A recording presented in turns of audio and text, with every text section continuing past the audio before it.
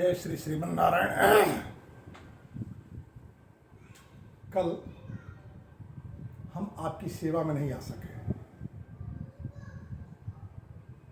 परसों हम लोगों ने जाना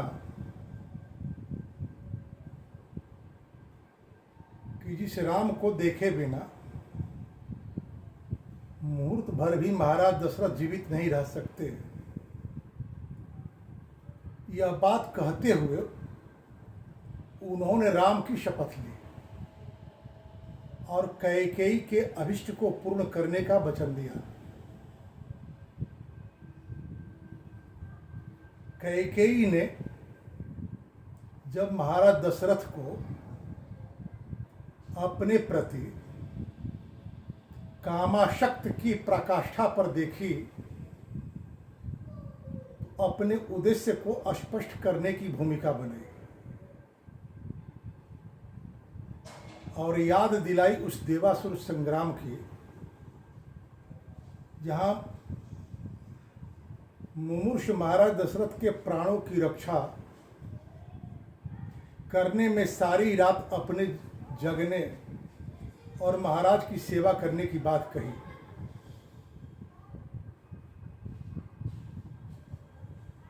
महाराज दशरथ कैकेयी के इस त्याग एवं सेवा पूर्वक अपने प्राणों के रक्षा के बदले अपना प्रणयिनी बनाने का निर्णय लिए। महाराज अश्वपति से कैकेयी का हाथ उन्होंने मांगा।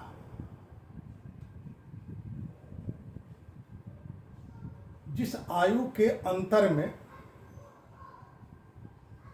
महाराज दशरथ और कैकेयी के संबंध की बात महाराज अश्वपति के सामने आई, स्वाभाविक रूप से उन्हें चिंता हुई कैकेयी के भविष्य को लेकर। महाराज दशरथ को कोई संतति नहीं थी। कैकेयी से पुत्र होने की आशा कर रहे थे, क्योंकि दो पत्नियों से उन्हें कोई पुत्र नहीं प्राप्त हुआ। महाराज अश्वपति ने यह बात विचार की कि ऐसा भी हो सकता है कि कैकेयी से पहले उन दोनों रानियों से कोई पुत्र हो जाए। फिर ऐसी स्थिति में मेरी कैकेयी का क्या होगा? और कैकेयी के गर्भ से जन्म लेने वाले पुत्र ही भरत अयोध्या के राजा बने। यह प्रस्ताव महाराज अश्वपति ने रखा।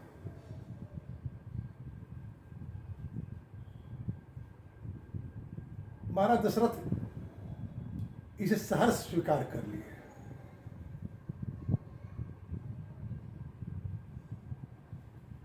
साथ ही कैकेयी को उन्होंने दो वरदान देने की बात कही।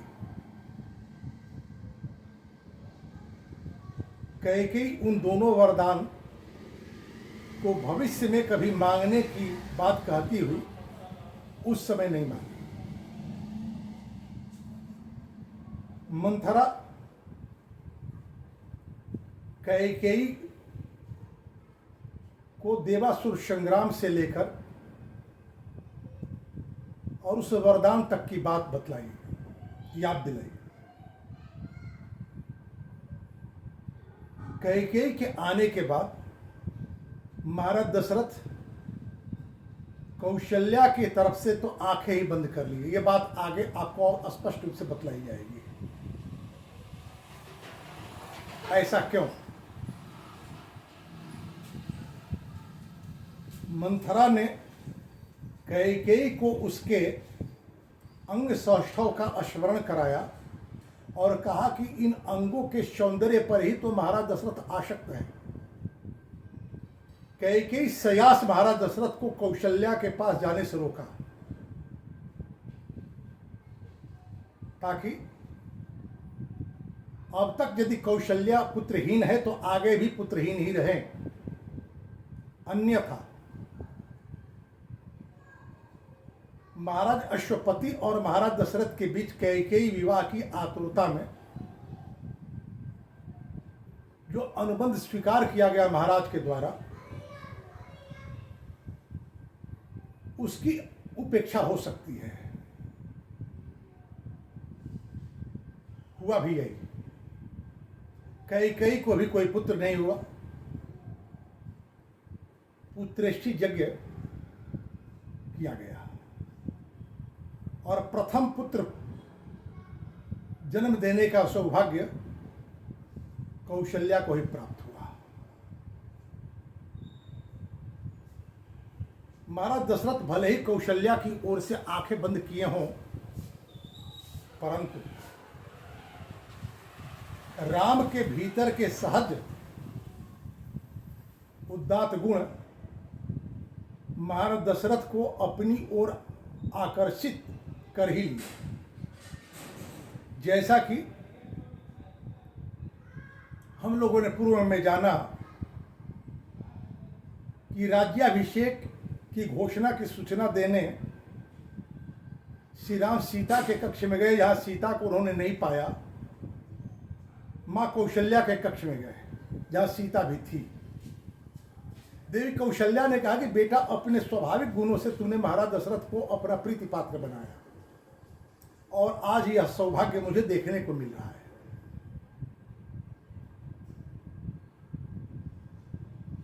कैकेयी को मंथरा यह भी समझाती है कि महाराज दशरथ के भीतर तुम्हारे वाक्यों की अवज्ञा करने का सामर्थ्य नहीं है। वे प्राण का परित्याग कर देंगे, आग में कूद जाएंगे, परंतु तुम्हारे वाक्यों की अवज्ञा नहीं करेंगे। स्वाभाविक है। नीति कहती है रूपवती भार्या शत्रु, लेकिन यह बात सब पर लागू नहीं होती। कथा वाल्मीकि रामायण के संदर्भ में हो रही है, केवल संकेत भर में दे रहा हूं।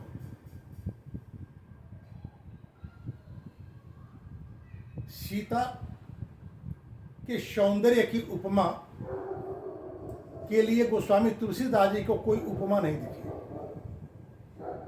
और सीता के सौंदर्य का वर्णन करते हुए केवल और केवल इतना ही उन्होंने कहा, सुंदर ताकऊ सुंदर करई छविगृह दीप सिखाजन बरई। ऐसी परम सुंदरी सीताराम के प्रति शत्रु तो नहीं हुई। महर्षि कर्दम, भागवत की कथा में कर्दम देवहूति विवाह है। कर्दम देवहूति विवाह के प्रसंग में यह बात आती है कि जब स्वयंभू मनु अपनी पुत्री देवहूति को लेकर के कर्दम के पास आते हैं, कर्दम देवहूति के सौंदर्य का वर्णन करते हुए कहते हैं कि आपकी पुत्री देवहूति के सौंदर्य को देखकर विश्ववसु नाम के गंधर्व मूर्छित हो गए। ऐसी सुंदरी स्त्री यदि मुझे पति के रूप में वर्ण करना चाहती है तो मेरा सौभाग्य है। देवहूति कर्दम ऋषि के प्रति शत्रुता नहीं की। भगवान श्री कृष्ण की एक नहीं 16,108 पत्नियां,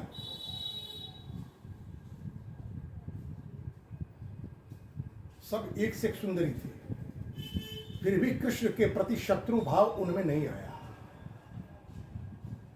नीति कहती है रूपवती भार्या शत्रु। नीति की उपेक्षा भी नहीं की जा सकती। महाराज दशरथ के जीवन में कैकेयी और महाराज उत्तानपाद के जीवन में सुरुचि के चरित्र को देखा जाए तो अपने पति के प्रति शत्रु बोध से युक्त हैं, शत्रुता करती है। केवल कोई स्त्री सुंदर होने मात्र से अपने पति के लिए शत्रु नहीं हो सकती। यदि पति अपनी पत्नी के दैहिक आकर्षण में बंधा हो और उस बंधन में बंधकर विवेक खो दिया हो, तभी कोई सुंदरी अपने पति के जीवन में रूपवती भार्या शत्रु सिद्ध हो सकती है। तो राम का शपथ जब महाराज दशरथ ने लिया, उसी क्षण कैकेयी ने अपना उद्देश्य नहीं बदलाई, बल्कि जिस प्रकार कैकेयी के विलास भवन में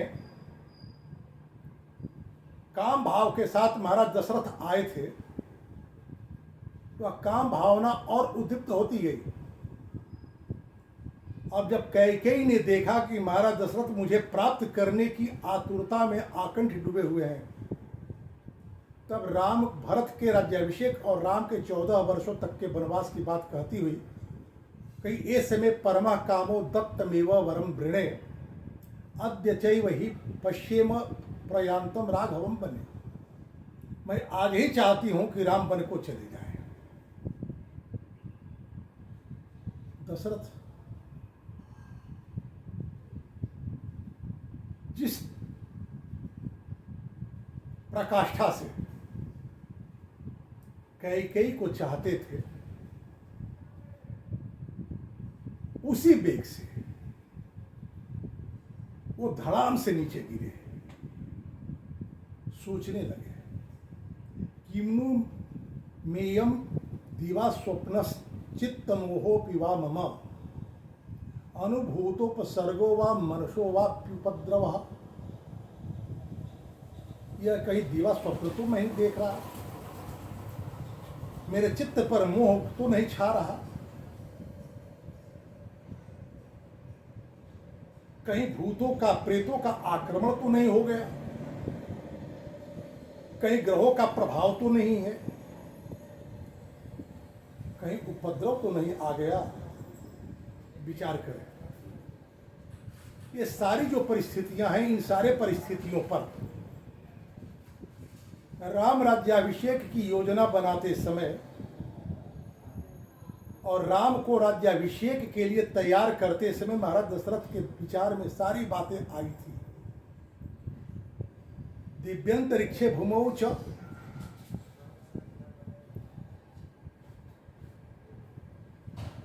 वरम उत्पातजम भयम।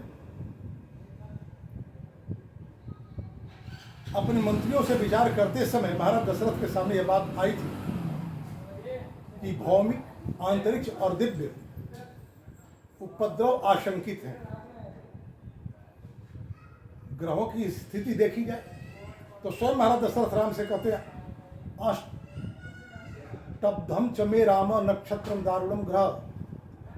मेरा जन्म नक्षत्र ज्योतिषियों के कथनानुसार सूर्य, मंगल, राहु आदि पापक ग्रहों से आक्रांत हो चुके हैं। ऐसी स्थिति में राष्ट्र पर विपत्ति और राजा की मृत्यु भी संभव होती है।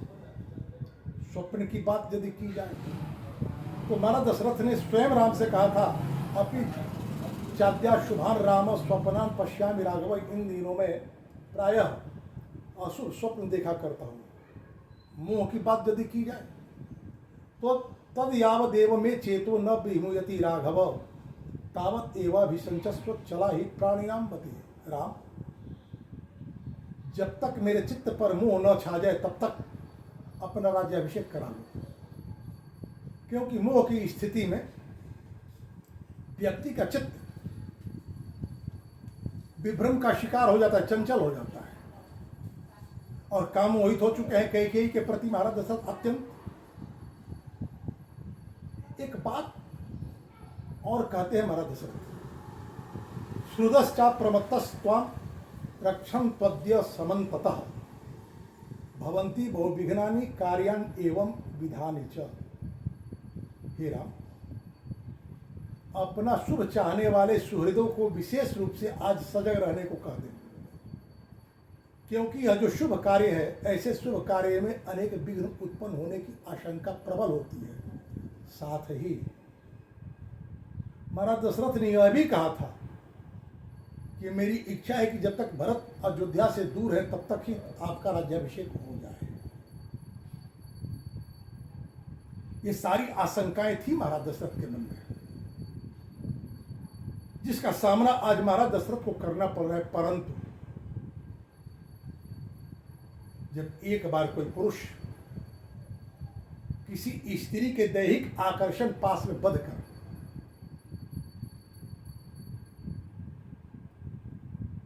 काम आग्रही हो जाता है तो उसके मन में चाहे कितने भी विचार आते हो, विचार टिकते नहीं।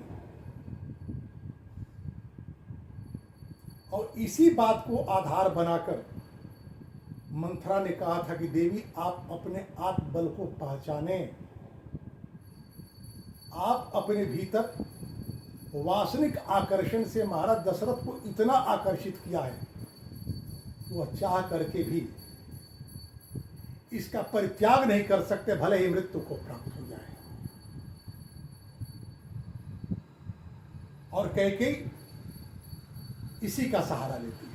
कहते हैं हमारा दशरथ निश्चय से तुष्ट चारित्र कुलस्यास्य विनाशिनी किम कृतम तब रामेण पापे पापम मया पिवा। अरे निशंसे, तुम इस कुल में कुलंगार बनकर आई हो, कुल का विनाश करने के लिए आई हो क्या?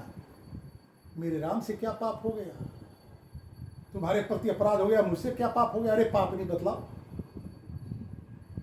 तिष्ठ लोके बिना स्वर्गम सस्यम वात्सल्यम बिना न तो रामम बिना ते तिष्ठे तुमम जीवितम। यह संसार सूर्य के बिना भले ही अपनी दिनचर्या कर सकता है, वनस्पतियां बिना जल के जीवित रह सकती हैं, लेकिन मैं तुझसे कह दे रहा हूं कि राम के बिना मेरा जीवन नहीं रह सकता। महाराज दशरथ, यह भी एक मोह है आपका। स्मरण करें, कैकेयी का मनुहार करते समय आपने पहले भी यह कहा था कि जिस राम को देखे बिना मैं मुहूर्त भर भी जीवित नहीं रह सकता, उस राम की शपथ खाकर कहता हूं कि कैकेयी तुम क्रोध का परित्याग कर दो, श्रृंगार धारण कर लो, मुझे विलास उपलब्ध करा दो, मैं तुम्हारे सारे अभिष्ट को पूर्ण कर दूंगा। उस कैकेयी से आप अब कह रहे हैं कि मैं राम के बिना जीवित नहीं रह सकता। जिस कैकेयी का मनुहार करने के पहले ही आपने इस बात को कहा है। यदि कैकेयी को आपको जीवन ही प्रिय होता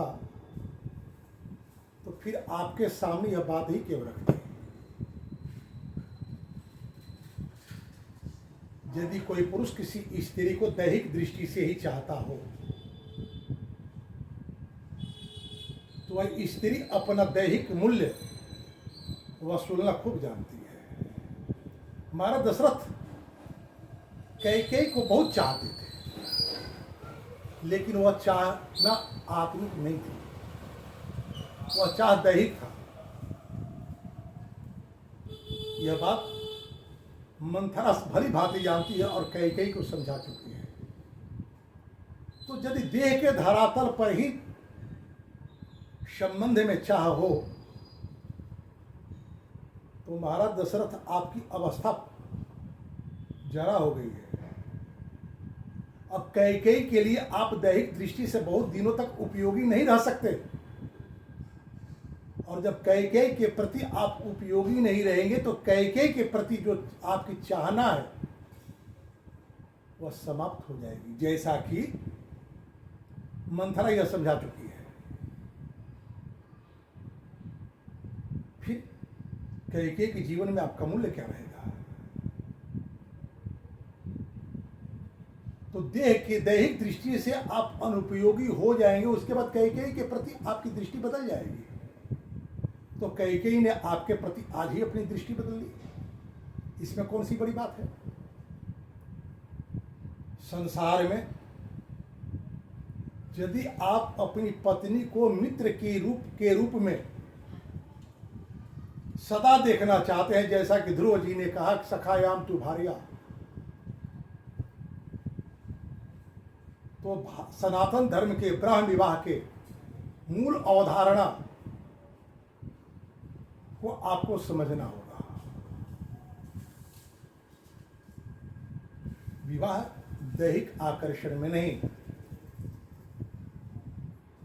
एक कुलागत परंपरा और आत्मिक स्तर पर ही विवाह होना चाहिए। अन्यथा दशरथ अंतिम व्यक्ति नहीं थे जिन्हें अपने पत्नी के कारण अपने प्राण धोने पड़े। उसके बाद भी बहुत सारे लोग अपने पत्नी के कारण मृत्यु को प्राप्त हुए और आगे भी होते रहेंगे, लेकिन ना तो कर्दम की कमी है, न राम की कमी है, न कृष्ण की कमी है। संसाधन के द्वारा आप पत्नी को पुरस्कृत करके सुखी बनाने का प्रयास कर भोग प्राप्त कर सकते हैं। यदि आप उसके अस्तित्व का सम्मान करते हुए उसे सुखी होने का परिवेश देंगे तो वह आपके जीवन में कभी शत्रु नहीं होगी। आज इसी के साथ वाणी को विराम। जय श्री नारायण। धन्यवाद।